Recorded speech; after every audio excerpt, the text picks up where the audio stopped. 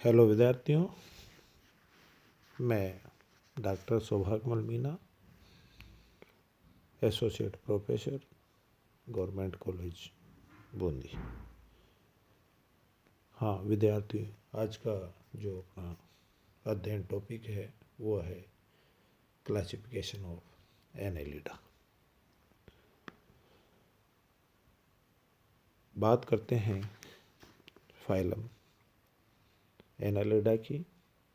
Annelida के सदस्य सामान्यतः लंबे, द्विपार्श्व संवित एवं उच्च श्रेणी के संगठित प्राणी होते हैं, जिनमें विभिन्न अंग समूह में मिलकर निश्चित तंत्रों का निर्माण करते हैं। इस समूह के जंतुओं में सेगमेंटेशन मेटामेरिकल होने के कारण इनकी उच्चतम अग्रता निरूपित होती है।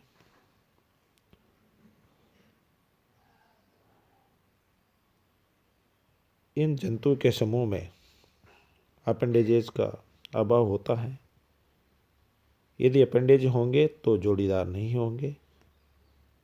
इन जंतु समूह में सिलोम,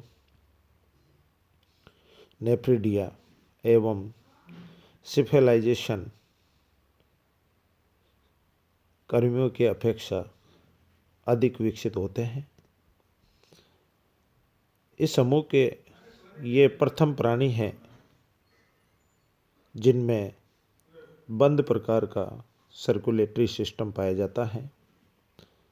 इन जंतुओं में तंत्रिका तंत्र मूल रूप से आर्थ्रोपोडा के समान और एम्ब्रोलॉजिकली देखा जाए तो मोलस्का से अधिक भिन्न नहीं होता। एनेलिडा संघ की लगभग 8,700 स्पीशीज ज्ञात है। अब बात करते हैं एनेलिडा की। तो एनेलिडा बात करें तो शाब्दिक अर्थ होते हैं। ये भी एक ग्रीक वर्ड है जो सबसे पहले लेमार्क ने इसको नोमिनेटेड किया था। और एनोलस मतलब लिटिल रिंग अर्थात सेगमेंटेड वर्म्स और लीडा यानी रखने वाले, अर्थात इस जंतु के समूह छोटे छोटे छल्लों से बन करके बना जैसा प्रतीत होता है। अब बात करते हैं एनेलिडा के जनरल कैरेक्टर्स या सामान्य लक्षणों की। तो एनेलिडा समूह के अधिकांश जंतु जलवासी, कुछ एक जंतु होते हैं जो स्थलीय होते हैं। इनकी नेचर ब्रोविंग यानी कि बिल बनाने की तथा नालवासी जीवन व्यतीत करते हैं। कुछ प्राणी में सहजीवन एवं परजीवन पाया जाता है। इन जंतु का शरीर ट्रिप्लोब्लास्टिक अर्थात त्रिजनन स्तरीय होता है, द्विपार्श्व सममित होता है, ट्रूसिलोम पाई जाती है तथा विखंडी रूप से समान खंडों में शरीर विभाजित होता है। इन जंतु की बॉडी वॉल में स्तंभी एपिथेलियम सेल्स की एक पतली एपिडर्मिस, जिसके बाहर पतली क्यूटिकल का आवरण जो काइटिन विहीन होता है। इन जंतुओं की बॉडी वॉल डर्मोमस्कुलर यानी बाहरी पेशी तंतु वर्तीय और अंदर की तरफ अनुधेरे प्रकार की पाई जाती है। इन जंतु में लोकोमोशन के लिए सीटी पाई जाती है। इन जंतु के शरीर में जो सीलोम होती हैं वो साइजोसीलोमिक प्रवृत्ति की होती हैं। इन जंतुओं में सॉरी पाचन तंत्र पूर्ण एवं पाचन क्रिया बहिकोशिकीय होती है। इन जंतु के समूह में सर्कुलेटरी सिस्टम या परिसंचरण तंत्र बंद प्रकार का होता है तथा रेस्पिरेटरी पिगमेंट्स के रूप में हीमोग्लोबिन या एथ्रोक्योरिन जो ब्लड में की प्लाज्मा में घुला रहता है। इन जंतुओं में श्वसन क्रिया आर्द्र त्वचा या पार्श्वपादों तथा सिर के गिलों द्वारा संपादित होती हैं। इन जंतुओं में एक्सक्रीटरी सिस्टम वर्कक यानी नेफ्रिडिया द्वारा संपादित होती है। इन जंतुओं में तंत्रिका तंत्र विकसित जिसमें एक जोड़ी प्रमस्तिष्क गैंग्लिया या मस्तिष्क और एक दोहरा तंत्रिका रज्जु यानी नर्व कोड और प्रत्येक खंड में गुच्छिकाएँ एवं पार्श्व तंत्रिकाएँ पाई जाती हैं।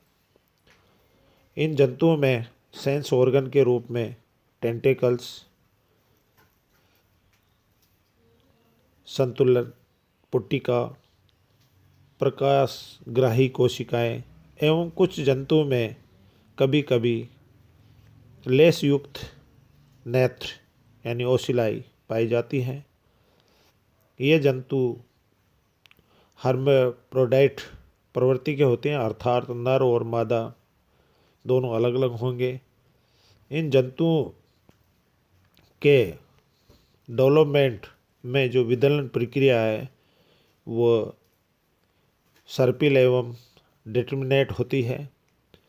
इन जंतुओं के भ्रूण का परिवर्धन अप्रत्यक्ष रूप से होता है जिसमें ट्रोकोफोर लार्वा पाई जाती है।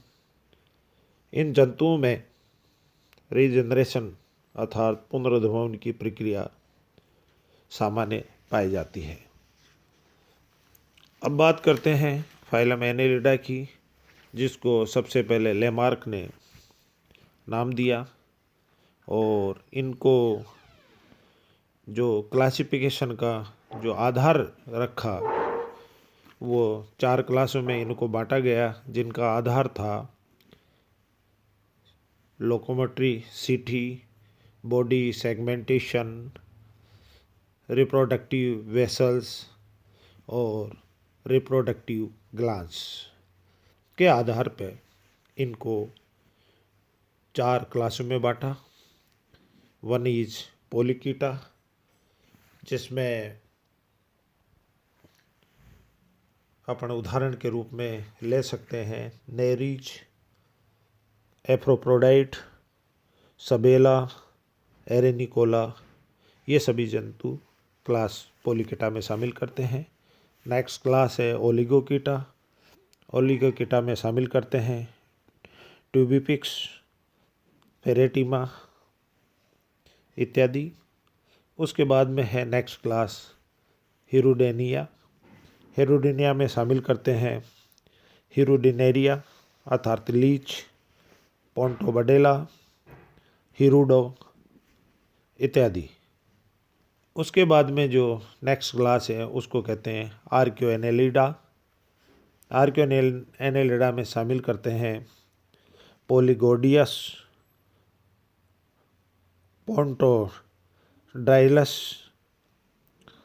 डाइनोफिलस इत्यादि जंतु आर्कियोएनेलिड्स क्लास में सम्मिलित करते हैं। अब बात करते हैं तीनों क्लासों की कंपैरेटिव अध्ययन की, जिनमें से कुछ लक्षण लेकर के आपस में चारों क्लासों में तुलनात्मक अध्ययन करेंगे। जैसे नंबर 1 लक्षण होगा हैबिट एंड हैबिटेट, यानी आदत और स्वभाव इन समूह के इन क्लास समूह की किस तरह से होगी, तो पोलिकीट्स क्लास के सभी जंतु समुद्रवासी मिलते हैं। ओलिगोकीट्स के सभी जंतु स्थलीय या टेरेस्ट्रियल कहेंगे, वहाँ पर मिलेंगे। हिरुडेनेरिया के सभी जंतु मीठे पानी में अर्थात फ्रेश वाटर में मिलेंगे, जबकि आर्कियोनेलिड्स के सभी जंतु की जो हैबिटेड होगी वो समुद्री जल। नेक्स्ट पॉइंट अपन लेते हैं कि इनमें गमन या चलन की प्रक्रिया किसके द्वारा होगी, तो पोलिकीट्स में चलने के लिए पैरापोडिया, ओलिगोकीट्स में सीटी, हिरुडेनेरिया में सकर्स और आर्कियोनेलिड्स में अनुपस्थित होते हैं और कभी कभी टेंटिकल्स पाए जाते हैं। नेक्स्ट बात करते हैं पैरापोडिया विद सीटी की। तो पोलिकीट्स में उपस्थित होंगे, ओलिगोकीट्स में केवल सीटी ही प्रेजेंट पाई जाती है। हिरुडेनेरिया में पैरापोडिया के साथ सीटी का अभाव होता है और आर्कियोनेलिड्स में भी पैरापोडिया के साथ सीटी का अभाव होता है। अब बात करते हैं क्लाइटेलियम की। क्लाइटेलियम पोलिकीट्स में अनुपस्थित होता है, ओलिगोकीट्स में उपस्थित होता है। हिरुडेनेरिया में केवल ब्रीडिंग सीजन में ही उपस्थित होता है और आर्कियोनेलिड्स में एब्सेंट होता है। अब बात करते हैं सीटी की। तो सीटी की संख्या पोलिकीट्स में अनेक होगी और ओलिगोकीट्स में कुछ होंगे। हिरुडेनेरिया में एब्सेंट होगी और आर्कियोनेलिड्स में भी सीटी का अभाव या अनुपस्थित होती है। बात करते हैं आई की। तो पोलिकीट्स में आँख उपस्थित होती है, ओलिगोकीट्स में अनुपस्थित होती है, हिरुडेनेरिया में उपस्थित होती है, जबकि आर्कियोनेलिड्स में अस्पष्ट है। बात करते हैं हेड एंड कंसिस्ट अर्थात सिर व उसके क्या क्या चीज़ उससे जुड़ी रहेंगी। तो बात करेंगे पोलिकीट्स की। तो इनमें क्लियर आइज होती है, टेंटिकल्स होते हैं, सिराई होती है, तो पाल्प प्रेजेंट होते हैं, जबकि ओलिगोकीट्स में अस्पष्ट होता है। इनमें टेंटिकल्स का अभाव होता है तथा सिराई और पल्स भी अनुपस्थित होते हैं। हिरुडेनेरिया में हेड एंड कंसिस्ट अनक्लेड होते हैं, इनमें पाल्प्स, टेंटिकल्स और सिराई अनुपस्थित होते हैं, जबकि आर्कियोनेलिड्स में head and consist clear tentacles के साथ उपस्थित होंगे। अब बात करते हैं